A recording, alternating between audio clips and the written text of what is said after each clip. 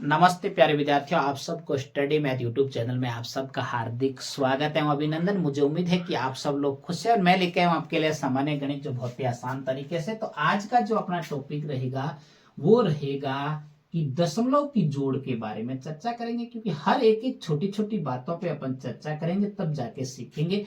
तो जो आज की हेडिंग है दशमलव, क्या है? दशमलव। दशमलव का जो चिन्ह होता है वो इस प्रकार, दशमलव का जोड़। अब देखो दशमलव का जोड़ कैसे किया जाता है और जोड़ का चिन्ह किस प्रकार होता है, इस प्रकार। अब देखिए मैंने दोनों आपको चिन्ह बता दिया है कि दशमलव का जो चिन्ह होता है वो कैसा होता है और जोड़ का जो चिन्ह होता है वो किस प्रकार होता है। इन दोनों के बारे में भी अपन समझने का थोड़ा प्रयास करेंगे। सबसे पहले तो ये समझेंगे कि दशमलव का चिन्ह, दशमलव की परिभाषा क्या है। अब देखो दशमलव की परिभाषा बहुत आसान है कि जैसे कि आपके पास में ये श्याम पट है, इसके ऊपर मैं इस पेन की नोक से जो टिकाने पर जो बनने वाली आकृति है वही क्या कहलाती है? दशमलव कहलाती है। मुझे उम्मीद है कि आपको ये परिभाषा अच्छे से समझ में आई। अब देखिए अपने पास में जोड़ का चिन्ह तो अपन कई बार पढ़ चुके हैं कि जोड़ का चिन्ह कैसा होता है और आप सबको भी भली भांति पता है। अब देखो आपके सामने उदाहरण कोई भी आ सकता है, मैं आपको उदाहरण से एक समझाऊंगा।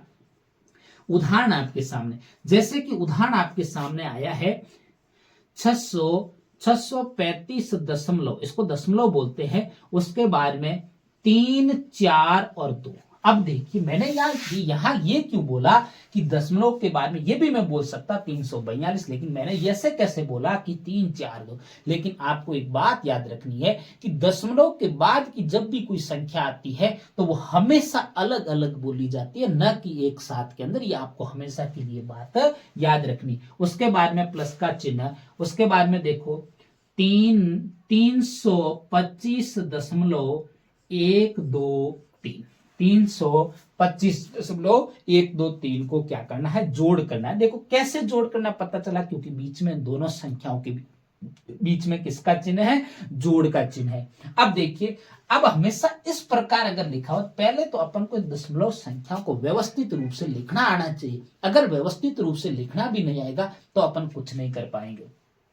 तो सबसे पहले आपको जो पहली संख्या हमेशा जो दे रखी होती है उस संख्या को वैसा का वैसा लिखना है जैसी अपने सामने लिखी हुई है। अब देखो कैसा लिखना है? 635.342 मैंने वैसा का वैसा लिख दिया, जैसे यहां पे लिखी हुई तो मैंने वैसा। अब देखो दूसरी संख्या लिखते समय आपको एक विशेष बात याद रखनी है। क्या याद रखनी है? कि आपको सबसे पहले हमेशा दशमलव की बात आती है तो दशमलव को पकड़ना मतलब हाथ में नहीं, आपको दशमलव पे ध्यान देना है कि इस पहले इस दशमलव को उठाना है। दशमलव को उठा के यहाँ पे क्या करना है? दशमलव के बिल्कुल एक सीध में दशमलव को बिठाना है, न कि इधर के पहले अंक न कि इधर के अंक। अपन को पहले केवल क्या पकड़ना है? दशमलव। अब दशमलव के दोनों तरफ देखो संख्या है, एक तरफ इधर संख्या है और एक तरफ इधर संख्या है दशमलव के। दोनों को कैसे लिखेंगे? ध्यान से मेरी बातें सुनना कि दशमलव के पहले इधर वाली संख्या लिखते अपन तो पहले 5 लिखेंगे, ना कि इधर से शुरू करेंगे। इसके जस्ट पास से 5, फिर 2 और फिर कितना लिखेंगे? 3। और उसके बाद वाली संख्या दशमलव के जस्ट पास से शुरू करेंगे। देखो 1, 2 और 3।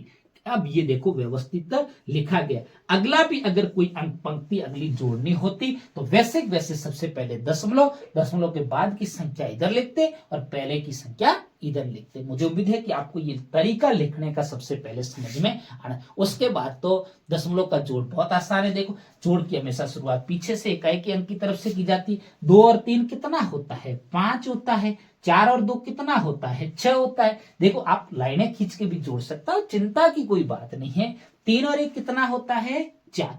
दशमलव कितना होता है? दशमलव। उसके बाद 5 और 5 देखो कितने होते हैं? 10। 10 में डबल अंक, मैंने कई बार कहा है कि 10 में जब डबल अंक आया तो पीछे का अंक तो यहाँ पे नीचे लिखा जाएगा, अगले वाला अंक अगले वाले अंक के ऊपर क्या लगेगी? हासिल लगेगी। अब देखिए उसके बाद में 3 और 2 कितना होता है? 5 और 1 हासिल कितना होता है? 6। कितना होता है? 6। अब देखिए 6 और 3 कितना होता है 9। ये हो गई दशमलव की अपनी जोड़। मुझे उम्मीद है कि आपको ये दशमलव की जोड़ बहुत अच्छे से, आप भी ऐसे प्रयास करना। मैं ये नहीं कहता कि आप ऐसी कैसी संख्या के तौर पे आप कोई भी संख्या ले सकते हो, अनंत संख्याएं हैं आपके सामने। और लेकिन जो करने का जो तरीका है आपको इसी प्रकार अगर 2-4 बार प्रयास करोगे तो स्वतः ही सीख जाओगे। अगर मेरे पढ़ाने का तरीका अच्छा लगे तो मेरे चैनल को सब्सक्राइब करना और आगे अपने प्यारे प्यारे मित्रों को शेयर करते रहना। तब तक मेरे स्टडी में यूट्यूब चैनल पर बने रहे। नमस्ते।